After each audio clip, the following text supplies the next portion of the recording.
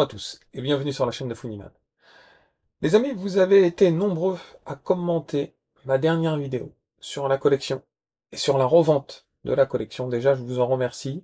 Des analyses pertinentes. Évidemment, j'ai pas encore eu le temps de tout commenter, mais je vais prendre le temps d'analyser. Je pense que c'est ce genre de vidéo qui permet d'avoir différents points de vue et une expérience autour de la vente de la collection de jeux vidéo ou au contraire de la conservation du patrimoine.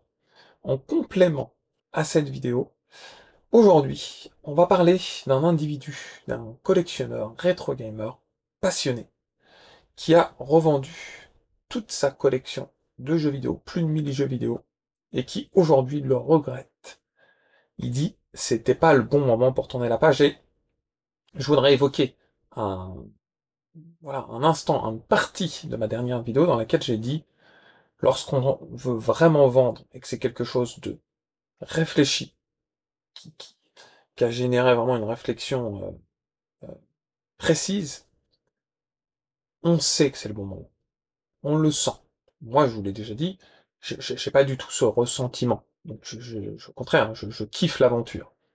Mais pour certains, ils sentent que la page se tourne.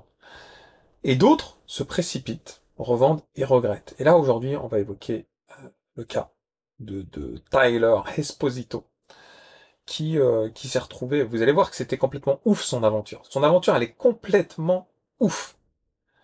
Une nostalgie puissance 4000, comme on n'a jamais vu. Vous allez voir, hein, on va l'évoquer ensemble, mais à coup de caméscope, il immortalisait, son père immortalisait chaque moment dans son enfance où il lui achetait du jeu, etc. C'est pas quelque chose d'anodin. Tourner cette page, c'est quand même quelque chose de complexe, les gars. Alors, vous voyez mon écran. On va s'appuyer sur un article. Un article qui évoque son cas. Donc, c'était il y a 7 ans. Il y a 7 ans, Tyler Esposito prend une décision importante, les gars. Il vend sa collection de jeux vidéo, commencée alors qu'il était enfant, comprenant plus de 1000 titres, dont certains extrêmement bons. Sur YouTube, le joueur a toujours expliqué n'avoir aucun regret, mais ça c'était avant. Alors on va pas regarder sa vidéo YouTube, on va se concentrer sur l'article qui est plutôt intéressant. Moi je trouve ça intéressant. Alors 20 ans, il y a Nintendo, il y a du Sega, il y a du Sony, il y a de tout Microsoft. Il dit son histoire à Tyler euh, elle ressemble à celle de beaucoup de joueurs nés à la fin des années 80. Mais vous allez voir qu'à un moment donné, il y a une bifurcation. C'est un passionné de jeux vidéo et cet Américain, il commande à ses anniversaires et ses Noëls toutes les consoles et les jeux qui lui font rêver, dont il a des choses exaltantes entre les lignes. Alors, en fait, il a lu dans les magazines des choses qui l'intéressent et du coup, il commande en conséquence. Il y a malgré tout 3 points qui diffèrent avec le vécu des autres. Le premier, c'est que la famille de Tyler va lui offrir beaucoup de soft, de jeux et de consoles. Au point que le chanceux va rapidement devenir propriétaire d'une énorme collection. Le second, c'est que contrairement à nous, le joueur garde ses jeux dans des boîtes d'origine, même celles en carton des NES, Game Boy, SNES, Nintendo, etc. Ça, à la limite, on est beaucoup aussi à l'avoir vécu. Mais le troisième point, écoutez bien, et c'est loin, et pour moi c'est de loin le plus exceptionnel, et dans l'article également, c'est que son papa a immortalisé sa vie de gamer grâce à un petit caméscope allumé à chaque fois que son fils découvre une nouvelle machine ou un jeu qui vient de sortir. Moi j'aurais kiffé.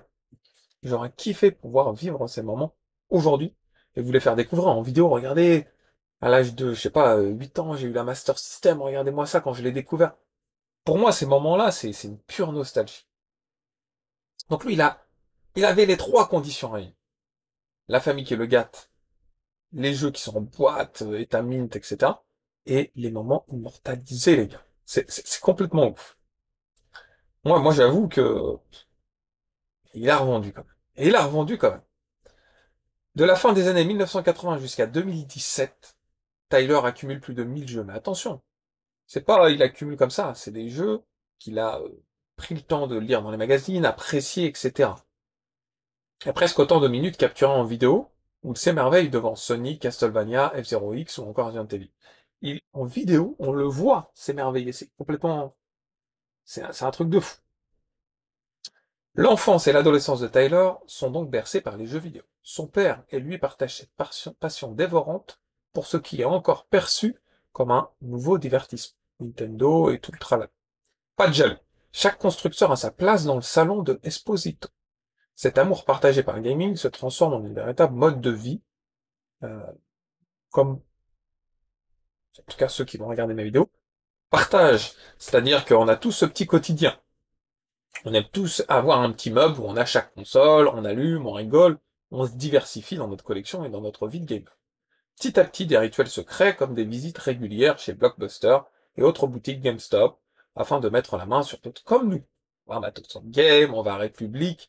C'est le quotidien d'un collectionneur rétro gamer joueur. Quand les sorties sur le territoire américain ne suffisent plus, c'est vers l'import que sa famille se tourne.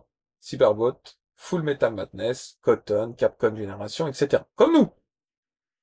On achète sur le sol américain, on achète sur le sol japonais, on achète partout.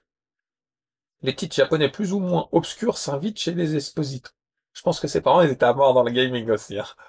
Et pendant que Tyler vit sa meilleure vie d'aventurier du pixel, son père immortalise ses réactions sur la pellicule du caméscope. Toutes les vidéos sont récupérées par le jeune joueur en 2007, qui les mettra en ligne. En 2020, Tyler lance en effet une chaîne YouTube, intitulée My Retro Life, où il publie les fameux films pris par son papa pendant presque 20 ans. C'est énorme. Franchement, ça pour moi, c'est complètement ouf. Ça arrive pas à tout le monde. Voilà, on peut voir là, ici, là, My Retro Life, donc je vais pas lancer la vidéo pour une question de droit d'auteur, etc. Quoique je pourrais peut-être mettre des... Mais bon, avec YouTube maintenant c'est devenu très complexe les amis. Bref, on voit dans cette vidéo les moments immortalisés par Tyler. Je vous invite à regarder ça en off après, hein, c'est facile, vous tapez le nom de la chaîne. C'est... Franchement, moi je dis, chapeau. Et sur ça, franchement, c'est une belle dose de nostalgie. Et se délester du passé pour préparer l'avenir. Attention le titre les gars, il est accrocheur. Alors, The Dynasty Hero, Little Samson, etc. Tout le tralala, Panzer Dragon Saga. Tyler collectionne des titres devenus aujourd'hui particulièrement rares et chers. Lorsque la chaîne YouTube est lancée, les premières vidéos de Tyler montrent des piles impressionnantes de jeux sortis sur les consoles Nintendo, Sega et Sony. Lors des live streams, une question revient inlassablement. As-tu encore la collection de jeux Tony? En fait, je pense que c'est YouTube qui a créé dans sa tête un aïe! Arf! Qu'est-ce que j'ai fait? La réponse de Tyler surprend tout le monde. Non. C'est complètement ouf. Ça, pour moi, j'avoue, j'aurais été méga frustré. J'aurais même pas lancé YouTube. Franchement, il dit non. Plus de 1000 jeux sortis sur à peu près toutes les consoles de salon entre 1977 et 2005 ont été revendus. Pour les fans, c'est le choc. I'm shocked. Mais je comprends. Ils sont fans, ils suivent la nostalgie. C'est pas, oui, c'est pas comme si que, bah, moi, je vous parle de ma nostalgie. Mais vous étiez pas là quand j'ai déballé, et lui, il avait ces moments immortalisés, en fait. C'est ça qui est complètement ouf. Aussitôt, les spectateurs font part de leur incompréhension. Moi, je garderai ma collection jusqu'à ma mort. Il y en a un qui sort ça.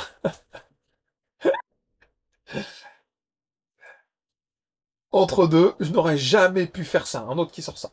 L'autre, il dit, je ne peux pas croire que tu aies tout laissé partir. Ils lui mettent l'air mort intersidéral, les gars.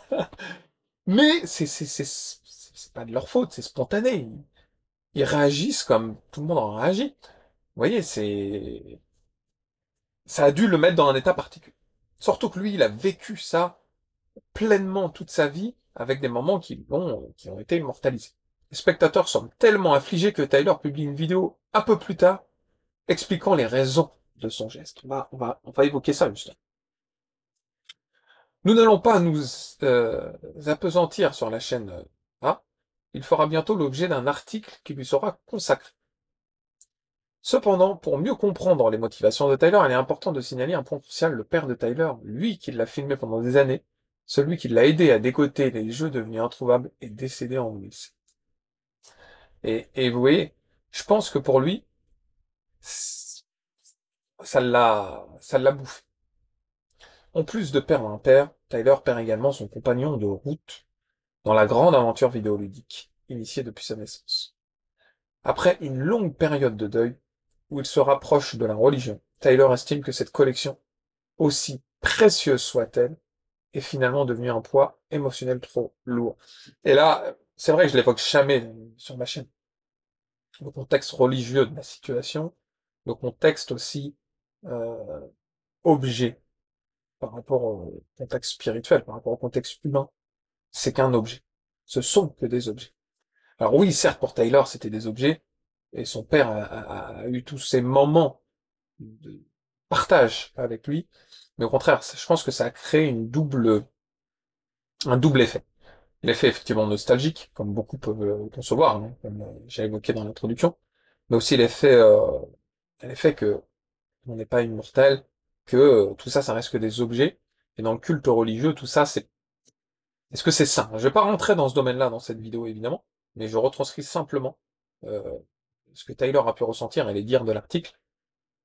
Donc, il n'a pas vendu ça comme ça non plus sur un coup de tête, et non plus pour avoir du pognon. Alors on va évoquer ça, mais c'est c'est- c'est toute une réflexion, je pense. Chaque jeu lui rappelle son père. Petit à petit, il perçoit ce millier de boîtes comme autant de boulets l'empêchant d'avancer. Vous voyez, quand on rentre dans un, dans cette souffrance psychologique, c'est une souffrance, et que chaque objet le ramène au fond, hein, des abysses, c'est peut-être un élément déclencheur. De se dire, il faut que je fasse table rase. Il faut que je renaisse un petit peu, que je reparte du meilleur pied. C'est quand même quelque chose de complexe. En 2018, le futur créateur de la chaîne Mega Pro Life vend toute sa collection. Marié et jeune papa, au moment des faits, il veut tourner la page et décide de commencer une nouvelle collection avec sa fille, comme son père l'avait fait.